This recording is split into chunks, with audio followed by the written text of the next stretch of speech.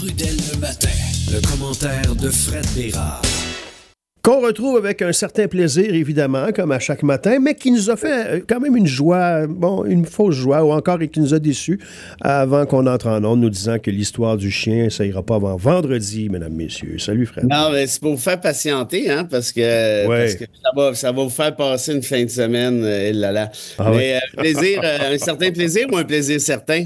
Hein, l'importance de la langue française et de ses précisions. Quand on dit « j'aime vraiment pas ça », versus « j'aime pas vraiment ça ». Oui, c'est pas pareil, pas en tout. C'est pas du tout la même chose. Non, mais c'était vraiment un certain plaisir. OK, bon, c'est ça. Va certainement au diable. Oui, alors. c'est ça, certainement. Je peux bien y aller quand j'aurai un peu plus de temps devant moi. C'est pas pour rien. C'est pas un sujet qui manque ce matin. Mais d'abord, les citations opposées ce matin. Oui. Deux nouvelles recrues pour faire plaisir à Pépère. Oui, merci de penser à Pépère, mon oncle.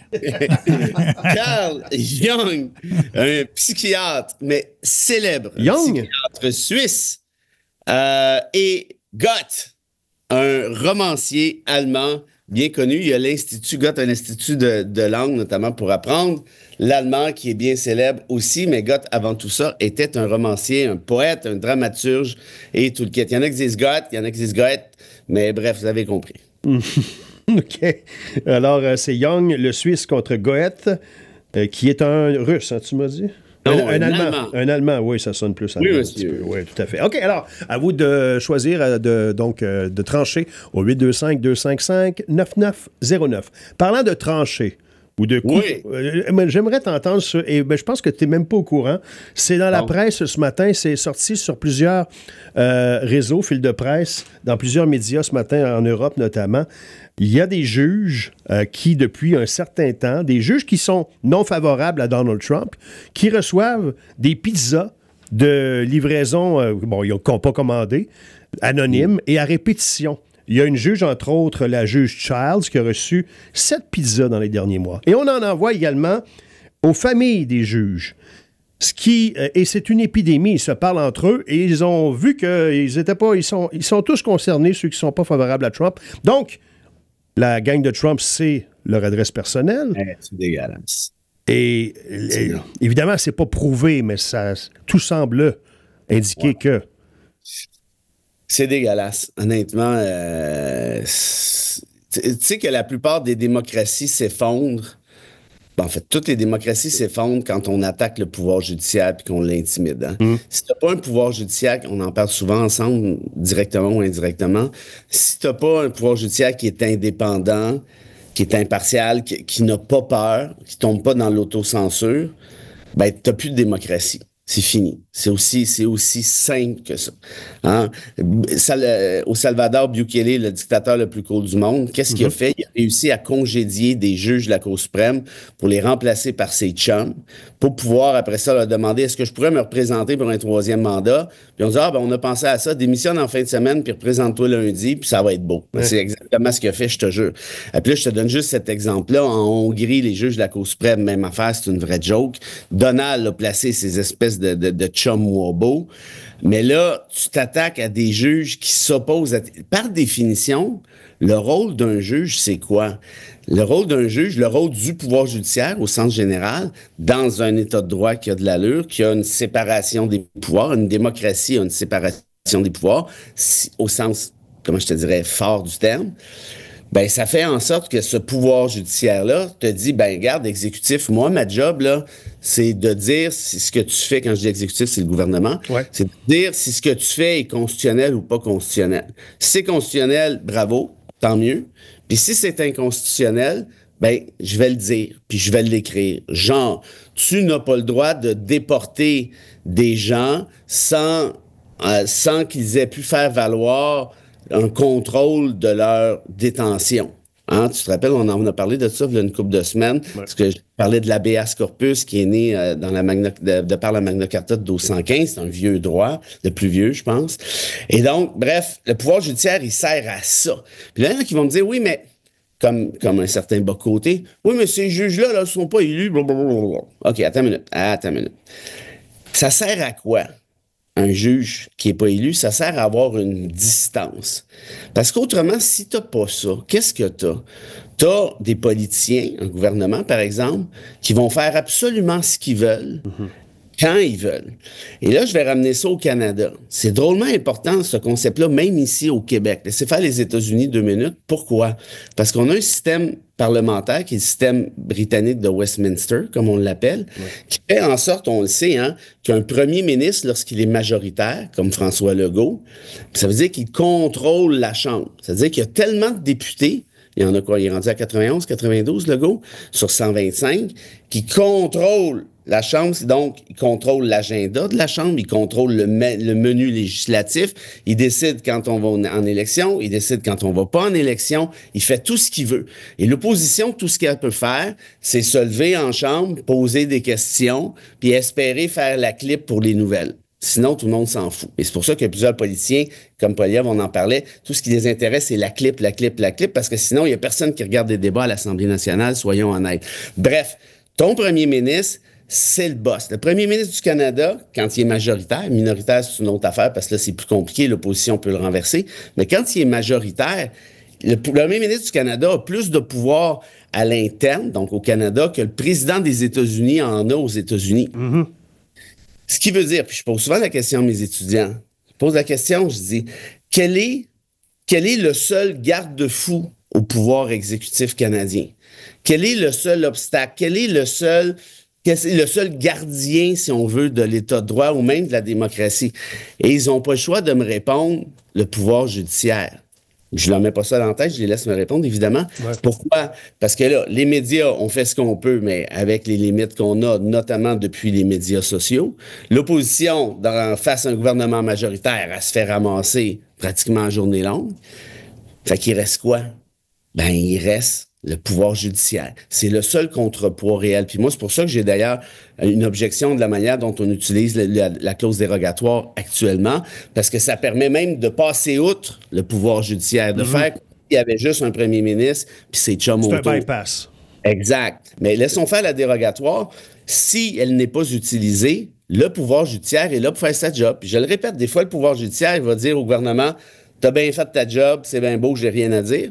Puis d'autres fois, ils vont dire, ben regarde la Constitution, là, c'est pas ça qui est écrit, puis ce que tu fais, c'est contraire à la jurisprudence, puis je suis obligé, par exemple, d'invalider la loi qui aurait été adoptée à l'Assemblée nationale, ou encore une fois, d'invalider un règlement que tu as adopté, ou de dire, comme c'est le cas actuellement, tes policiers pratiquent du profilage racial, ben je vais condamner cette pratique-là, je vais la déclarer inconstitutionnelle, et puis that's it.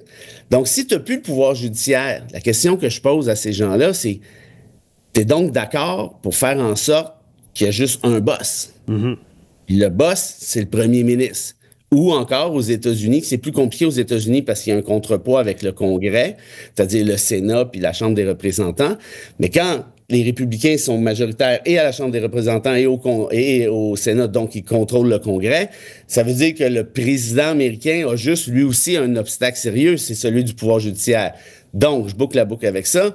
Si tu intimides ton pouvoir judiciaire, tu sais, des pizzas, c'est peut-être pas grave. Non, il y en a qui vont dire que c'est pas violent à recevoir de la pizza. Là. Exact, surtout si elle est végétarienne. S'il y avait du pepperoni, je trouverais pas ça drôle. Mais tout ça pour dire qu'une belle pizza végétarienne, c'est fantastique. Sauf que ça veut donc dire que tu sais où j'habite, tu sais où ma famille habite. Exact. Rappelle-toi Elon Musk qui était parti en peur contre une juge qui avait rendu une décision contre Trump au début en février, si ma mémoire est bonne.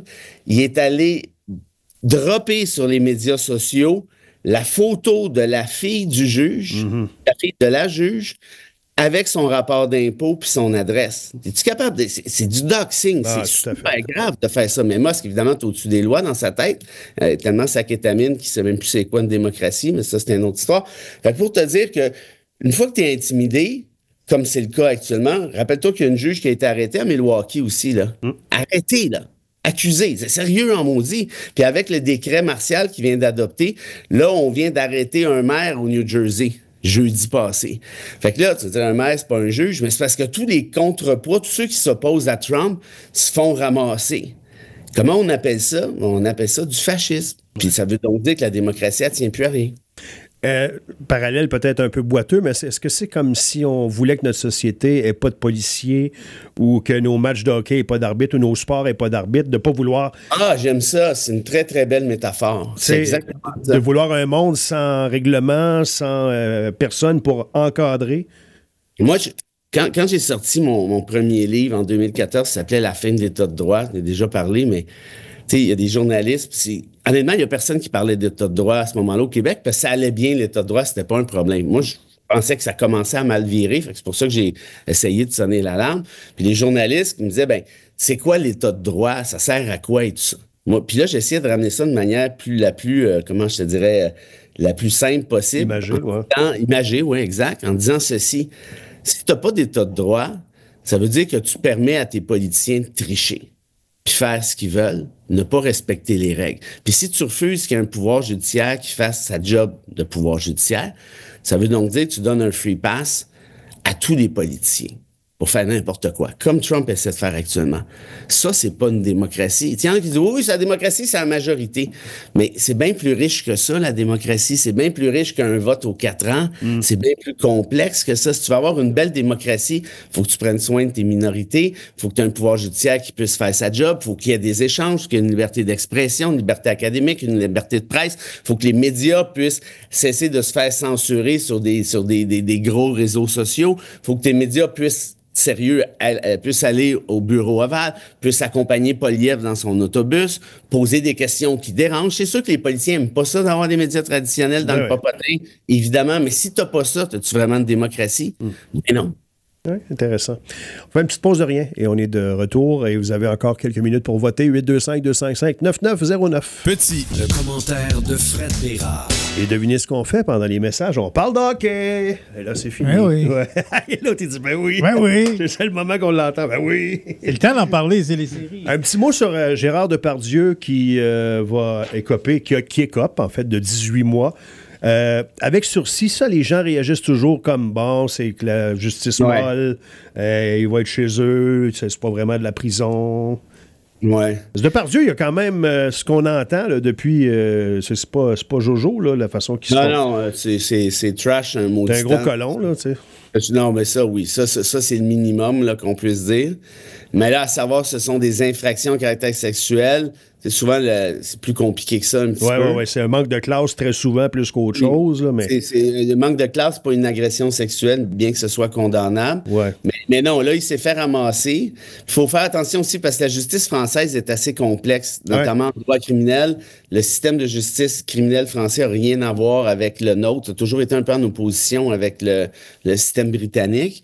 Mais oui, puis moi, je comprends pourquoi ça fâche les gens, mais de toute façon, il n'est pas sorti du bois. Là. Il y en a encore pour un sacré bout de temps. Mais ce qui est fâchant avec la France, c'est qu'il y a tellement... Ils ont gardé le petit volet de noblesse qui ont prétendu s'être débarrassés avec la Révolution française, mais...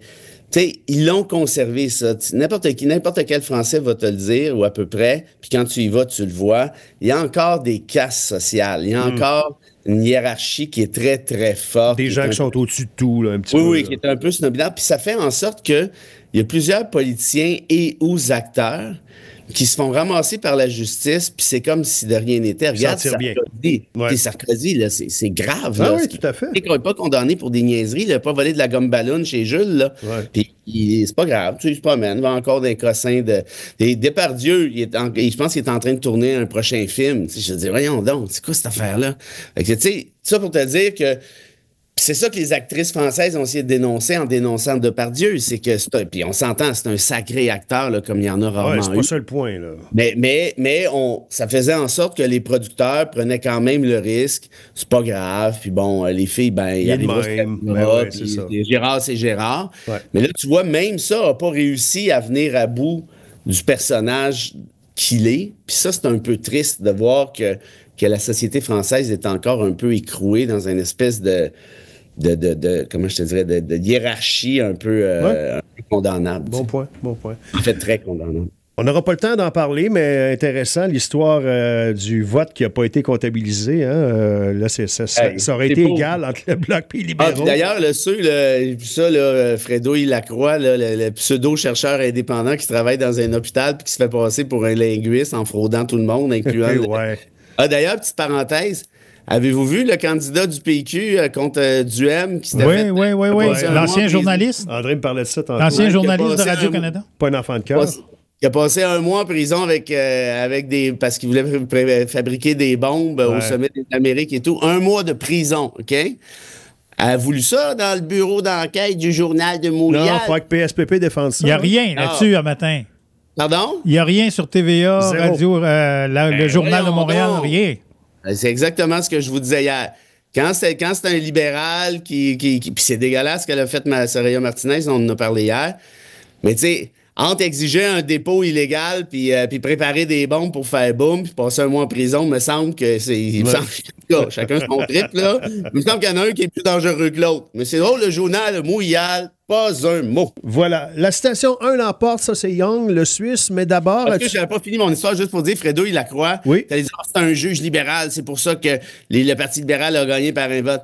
Fredo, si tu connaissais un mini peu comment ça marche le système de justice, tu arrêterais de dire des niaiseries, puis tu saurais que le juge est entouré de 2 avocats de tous les partis. OK? Ça veut dire que plus la candidate, ça veut dire que tu avais la candidate bloquiste puis 2 de ses avocats, ils ont vu le juge compter le truc. Ça pour dire qu'il finit la job, il y a un vote de plus, puis là, tu apprends qu'il y a un vote qui s'était pas rendu à cause de poste. Ah oui, c'est ça.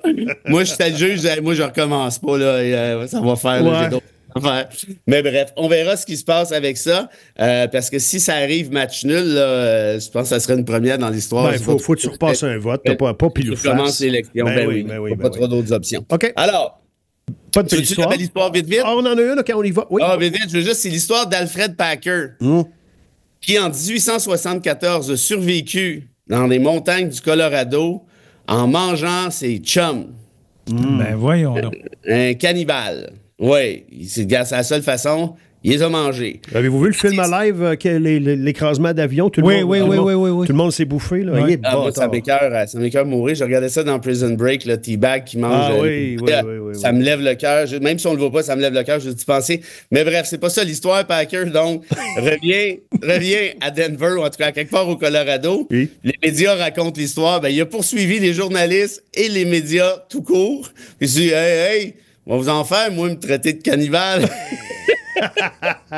Tu peux aussi prendre ton trou, t'acheter un billet, aller vivre à Taïwan en dessous d'une roche pour le restant de tes jours, au lieu de poursuivre en diffamation. Voilà. Alors, sacré Alfred. Donc, la citation 1, celle de Young? Ah, ben, je comprends donc. Celle-là, je vais la dédier à... T'as peu, à André Léonard. Ah oui. Ah, sinon, j'aurais été très jaloux. Oui, écoute, t'entends balbutie de jalousie. Écoute... Écoute bien celle-là, André, je pense que tu vas l'aimer en plus. La vie, André Léonard, commence réellement à 40 ans. Avant ça, tu ne faisais que de la recherche. Je pratiquais. Ouais, là, t'es rendu tout un chercheur. Ah là, regarde, je suis fier de moi. Tu drilles, t'es rendu à 300 pieds dans le fond. Là, il faut livrer, là. Oui, il faudrait livrer à un moment donné. Salut, Fred. Salut, les copains. Salut. À demain.